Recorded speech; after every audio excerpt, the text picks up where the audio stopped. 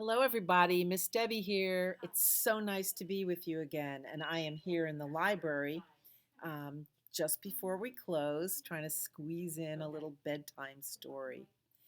Um, and I have good news because starting in June, for June, July, and August, we'll be having, as well as our Wednesday night uh, recorded story time, we're going to have a Tuesday evening story time on the lawn.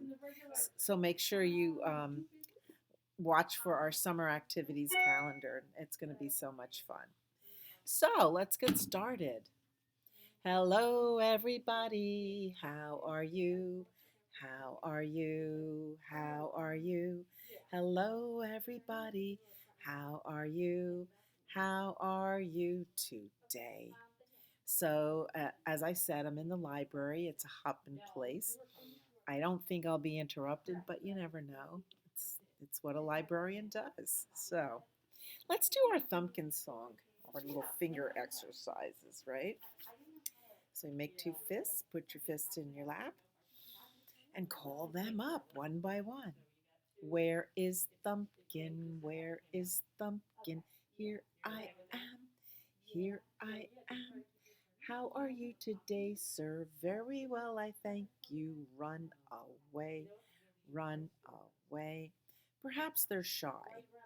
They say hello and then they go hide behind mommy's skirt. Where is Pointer? Where is Pointer? Here I am. Here I am. How are you today, sir? Very well, I thank you. Run away, run away. Where is tall lady? Where is tall lady? Here I am. Here I am. How are you today, ma'am? Very well, I thank you. Run away, run away. Where is Ring Man? Where is Ring Man? Here I am. Here I am. How are you today, sir? Very well, I thank you. Run away, run away. Where is Pinky? Where is Pinky? Here I am. Here I am. How are you today, dude? Very well, I thank you. Run away. Run away.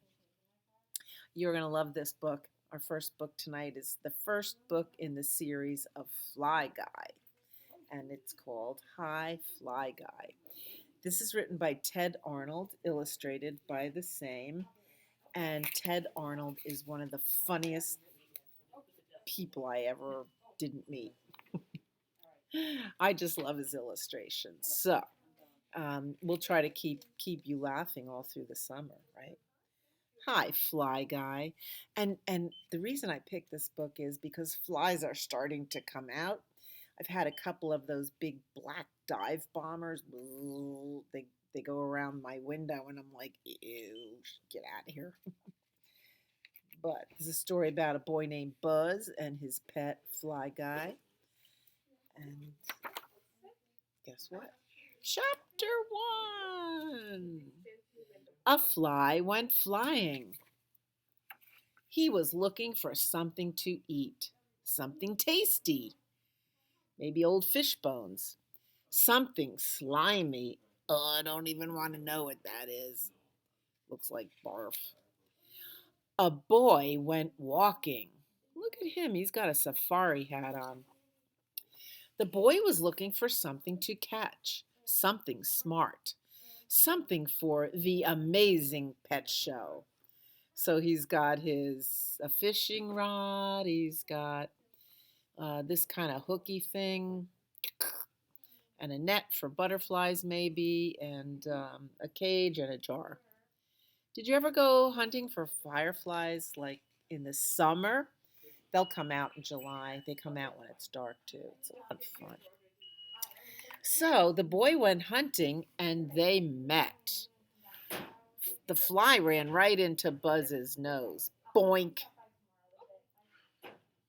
The boy caught the fly in a jar. A pet, he said. Oh, look at Fly Guy. He doesn't look too happy about being in that jar. Yeah, the fly was mad. He wanted to be free. He stomped his foot and said, "Buzz." The boy was surprised. He said, "You know my name. You are the smartest pet in the world." Chapter 2. Buzz took the fly home. "This is my pet," Buzz said to Mom and Dad. "He is smart. He can say my name. Listen." Buzz opened the jar. The fly flew out. "Flies can't be pets," said Dad. "They are pests." He got the fly swatter, and the fly cried, "Buzz!" And Buzz came to the rescue. "You are right," said Dad. "This fly is smart." And Fly Guy landed right on Buzz's nose again. He knew it was safe there. "He needs a name," said Mom. Buzz thought for a minute. "Fly Guy," said Buzz. And Fly Guy said, "Buzz." It was time for lunch. Buzz gave Fly Guy something to eat. A whole hot dog in his jar. And Fly Guy was very happy. Chapter 3. The Amazing Pet Show. Buzz took Fly Guy to the Amazing Pet Show. The judges laughed. "Flies can't be pets," they said. "Flies are pests. Look at all those animals in the background. Do they look like they would be people's pets?" Buzz was sad. He opened the jar. "Shoo, Fly Guy," he said. "Flies can't be pets." And he was even crying a little tear. But Fly Guy liked Buzz. He had an idea. He did some fancy flying right in front of the judges. And the judges were amazed. "The fly can do tricks," they said. "But flies can't be pets." Then Fly Guy said, "Buzz," and he landed on Buzz's nose. The judges were more amazed. "The fly knows the boy's name," they said. "But flies can't be pets." Fly Guy flew high, high, high into the sky. Then he dived down, down, down, down into the jar. "The fly knows his jar," the judges said. "This fly is a pet." They let Fly Guy in the show. He even won an award. He won an award for smartest pet. This one was heaviest pet, pet with most legs, cutest pet, tallest pet. And so began a beautiful friendship. The end. I love Fly Guy. I have a song about Fly Guy, but I'll sing it to you another time. But we'll sing Skidamarink, all right? Because that's our love song. Skidamarink-a-dink-a-dink, skidamarink-a-doo. I love you. Skidamarink-a-dink-a-dink, skidamarink-a-doo. I love you. I love you in the morning and in the afternoon. I love you in the evening and underneath the moon. Oh, skidamarink-a-dink-a-dink, skidamarink-a-doo. I love you. Cha-cha-cha. Right? Our shorthand for I love you. Our next story is a little story about some vegetables. It's called Carrot and Pea. Can you tell which item is the carrot? That's right. It's that orange long one in the middle. It's called An Unlikely Friendship. So we just had a book about an unlikely friendship with Buzz and Fly Guy. And now we have Carrot and Pea, An Unlikely Friendship. This is written by Morag Hood. This is Lee. He is a pea. All of his friends are peas. Do you like peas? I like peas. Except Colin. Colin was not a pea. Colin is not a pea. He is much too tall and much too orange. He can't roll or bounce, and he isn't very good at hide and seek with the peas. He probably would be good at hide and seek with carrots. But Colin is an excellent tower, a fantastic bridge, and a great slide. Colin isn't at all like Lee and the other peas, and that's just the way they like it. So, do you eat carrots and peas? Yep. Um, they even sell them together, carrots and peas and carrots. It's a very famous vegetable, peas and carrots. I hope you like vegetables. Um, we're going to do our ABCs song. We hadn't done our ABCs in a bit. So, and then we're going to do apples and bananas. And apples and bananas are fruits and they're not vegetables. All right. Okay, ready? Take a deep breath. A, B, C, D, E, F, G, H, I, J, K, L, M, N, O, P. There's that P. Q, R, S, T, U, V, W, X, Y, and Z. Be a gorilla. Now I know my ABCs. Next time, won't you sing with me? Gorillas are proud of themselves, and you should be too. Um, so let's learn our vowels. We're going to talk about 5 letters, 5 of those ABCs, and there's very special letters. They're called vowels, and they are letters that can have different sounds. So if you talk about a letter that's a consonant like T or D, they only make one sound, T, D. But vowels, they can make all sorts of sound. They could be a long vowel or a short vowel. Then they make our words very interesting.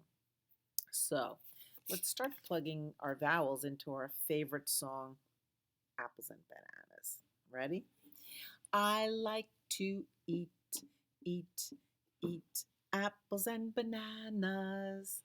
I like to eat, eat apples and bananas. What letter is this? A. Right. I like to eat, apples and bananas. I like to eat, apples and bananas. I love that one. E, you're right. E, like like E. I like to eat, apples and bananas. I like to eat, apples and bananas. I, I like to eat, apples and bananas. I like to eat, apples and bananas. Oh, I like to oat, opals and bananas. I like to oat, opals and bananas. And the funniest vowel is U, and it goes like this. I like to oot, ooples and bananas. I like to oot, ooples and bananas. I like to eat, carrots and peas. I like to eat, carrots and peas. Well, I like to eat vegetables. I like vegetables better than fruits. I don't know why that is. Fruits are sweet, and I do like sweets, but I'd rather eat a plate of vegetables any old day.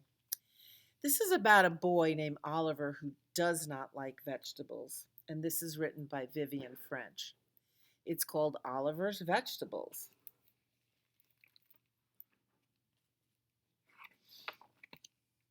He's holding up a bunch of carrots.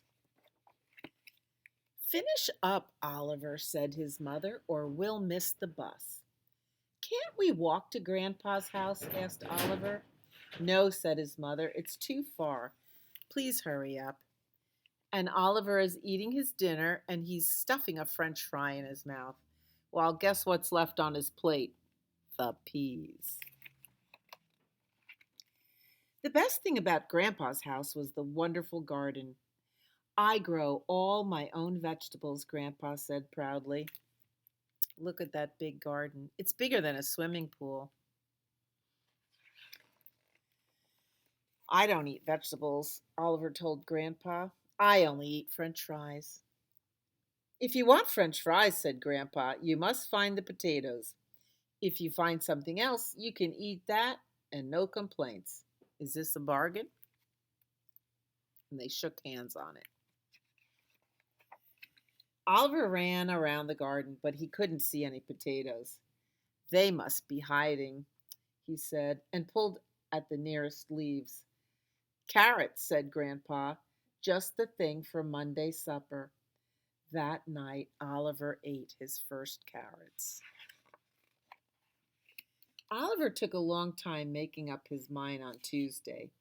Gran and Grandpa came to watch him. These crinkly leaves are pretty, he said at last. Are the potatoes there? Spinach, said Grandpa. They had spinach for dinner. That was good, said Oliver. On Wednesday, Oliver got up early. Potatoes are very important, he said, so they must have big leaves. Here they are. Grandpa smiled. That's rhubarb. They had rhubarb pie that evening. Oh, that was very good, said Oliver. It rained on Thursday. When it stopped, Oliver hurried outside. Have you found the potatoes? Grandpa asked. No, said Oliver. I found slugs and snails. Are they eating my potatoes? Grandpa shook his head. That's cabbage. Oliver had 2 helpings. Very, very good, he said. On Friday, Oliver was sure that he had found the potatoes. When he pulled at the leaves, up came a bunch of beets. Oliver ate all of his beet salad. Very, very, very good, he said. I like beets. On Saturday, Oliver played soccer. The ball landed in a tangle of sticks and leaves. Oliver was sure the potatoes weren't there, and Grandpa nodded. Peas, he said. Oliver had 3 helpings of pea soup that evening. Was it good? Asked Grandpa. No, said Oliver. It was delicious. Oliver rushed into the garden on Sunday. Here they are. How did you know? Asked Grandpa. They were the only things left, said Oliver. And look, you dig potatoes out of the dirt, they grow underground. Can we have French fries now? Said Oliver asked. You scrub the potatoes, said Gran, and I'll peel them. Grandpa can cut them up. Oliver, Gran, and Grandpa sat down to eat. The door opened and in walked Oliver's mother. She saw the plate of French fries. Oh dear, I did hope Oliver would eat something different while he was here, she said. Oliver and Grandpa looked at each other. His mother stared as they laughed and laughed and laughed. She didn't know. Isn't that a fun story? I love this story. It makes me want to plant a garden with all of those vegetables, even potatoes. I'm so excited. So let's get ready for Lily White's party, right? Do you make your bed in the morning? It's really nice if you make your bed in the morning and you smooth the sheets and you fluff the pillow and put it at the top of your bed. And so that when you go to bed at night, everything is really crisp and beckoning, for you to come in. So let's get ready for Lily White's party, okay? And then before we go to bed, we do a few things. This is the way we wash our face, wash our face, wash our face. This is the way we wash our face before we go to bed. This is the way we brush our teeth, brush our teeth, brush our teeth. This is the way we brush our teeth before we go to bed. This is the way we comb our hair, comb our hair, comb our hair. This is the way we comb our hair before we go to bed. This is the way we blow a kiss, blow a kiss, blow a kiss. This is the way we blow a kiss before we go to bed. But let's have one more story. Okay, so now you can snuggle in. Just snuggle right under those covers, and maybe you have your iPad on your belly so you can watch this, or maybe not. It gets kind of tricky when we're doing these things virtually, but I'm having fun. I hope you are too. Rosie's Roses. This is about a little girl named Rosie. I have a friend named Rosie. It's kind of a cute name. And I have a niece named Jessie Rose, and they call her Rose. So Rose is a nice name. Look at that beautiful color. Rosie's Roses.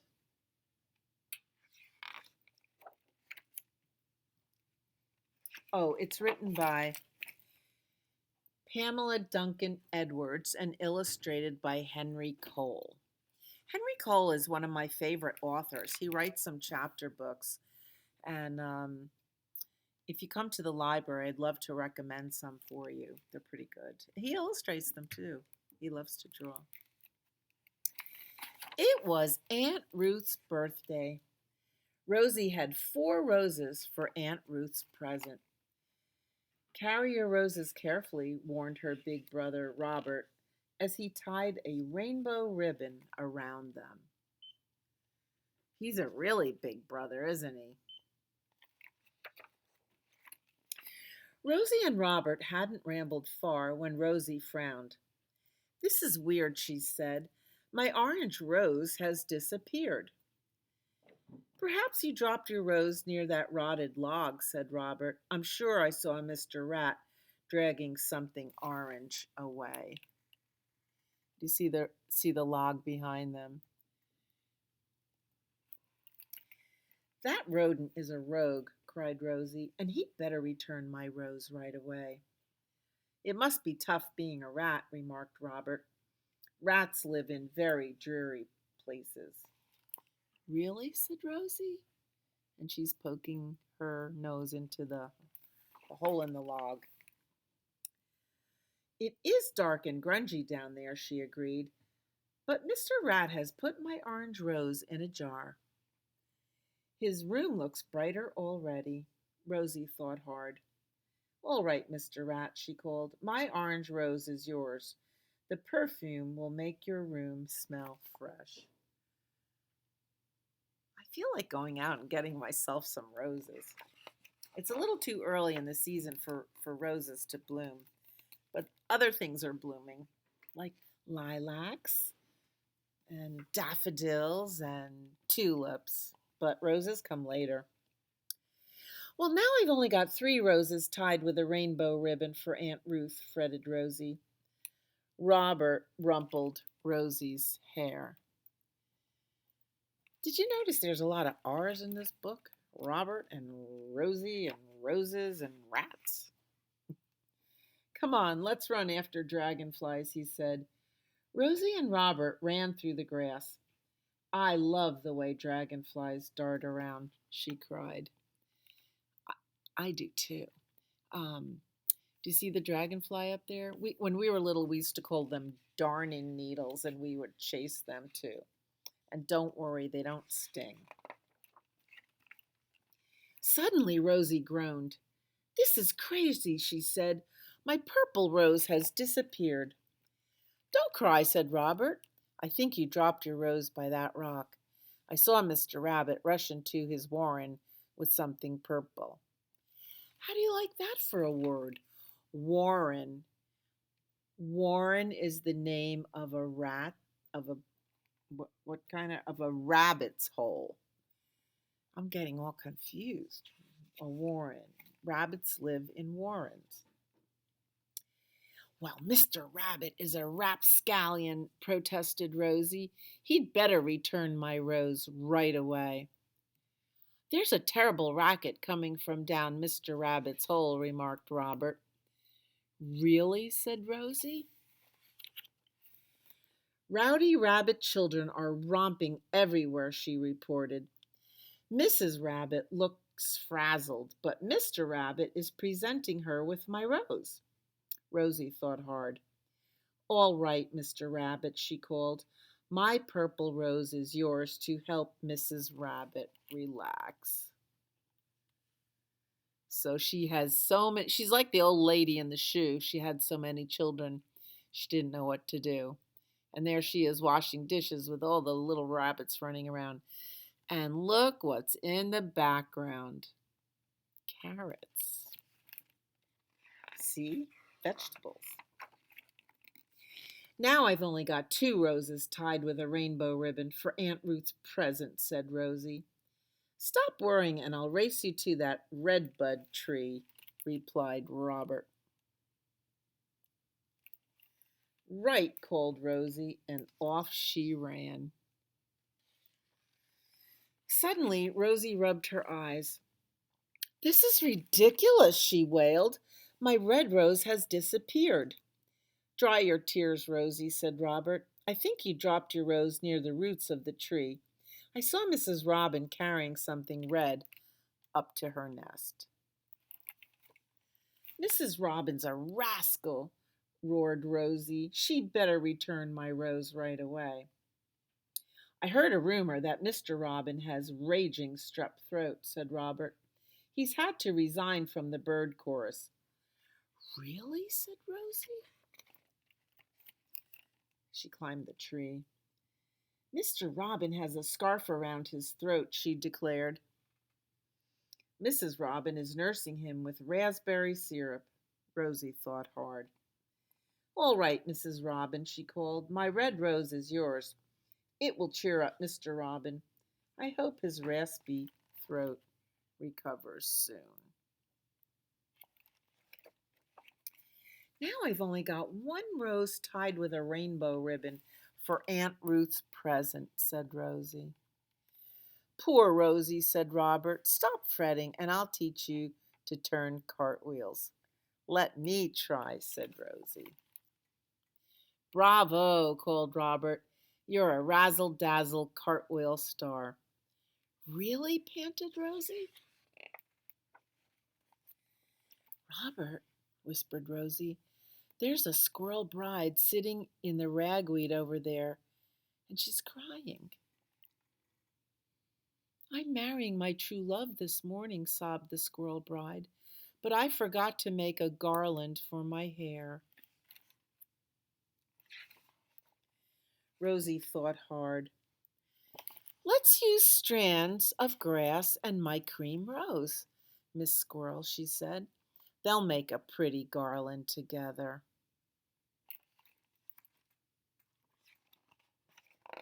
Now I've only got a rainbow ribbon to give Aunt Ruth, said Rosie. Aunt Ruth will adore your rainbow ribbon, reassured Robert, as Rosie rang the doorbell. There she is. Poor Rosie. Aunt Ruth, cried Rosie, I had 4 roses for your birthday, but Mr. Rat, Mr. Rabbit, Mrs. Robin, and Miss Squirrel needed them. Now I've only got a rainbow ribbon for you. Rosie, I already have a rose, responded Aunt Ruth. Where is it, Aunt Ruth? Asked Rosie in surprise. Right in front of me, said Aunt Ruth. You're my prize rose, Rosie. Oh, said Rosie, really? Really, said Aunt Ruth. and she tied the rainbow ribbon in Rosie's hair. Isn't that a sweet book? There's a lot of R's to get through. I hope I didn't trip up too badly. So, anyway, I'm going to say good night and sweet dreams. Thank you for coming to story time with me, and I'll see you next week. I hope you have a good night's sleep and a beautiful day tomorrow. It should be a nice day, whether it's sunny or rainy. You are my sunshine. You are my sunshine, my only sunshine. You make me happy when skies are gray. You'll never know, dear, how much I love you. Please don't take my sunshine away. I love you. Good night, sleep tight, and don't let the bugs bite.